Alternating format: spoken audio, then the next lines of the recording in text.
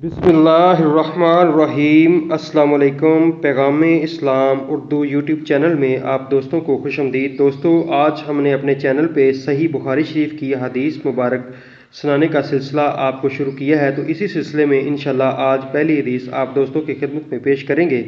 तो अगर आप इसी तरह की वीडियो चाहते हैं देखना तो ज़रूर हमारे चैनल को सब्सक्राइब करें ताकि आपको ऐसी हदीस मुबारक मिलती रहें और आप इससे फ़ायदा उठाते रहें। जज़ाकल्लाह।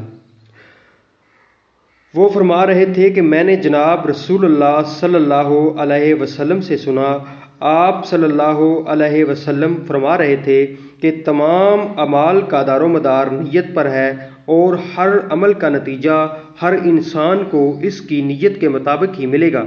बस जिसकी हिजरत तर्क वतन दौलत दुनिया हासिल करने के लिए हो या किसी औरत से शादी की गर्ज हो, बस उसकी हिजरत इन ही चीज़ों के लिए होगी जिनके हासिल करने की नीयत से इसने हिजरत की है।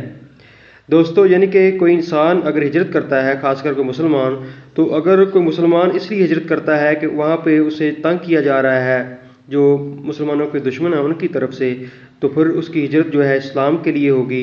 तो अगर किसी और वजह से वो हिजरत करता है तो फिर जो है उसकी हिजरत वो है उसी मतलब के लिए होगी जिसकी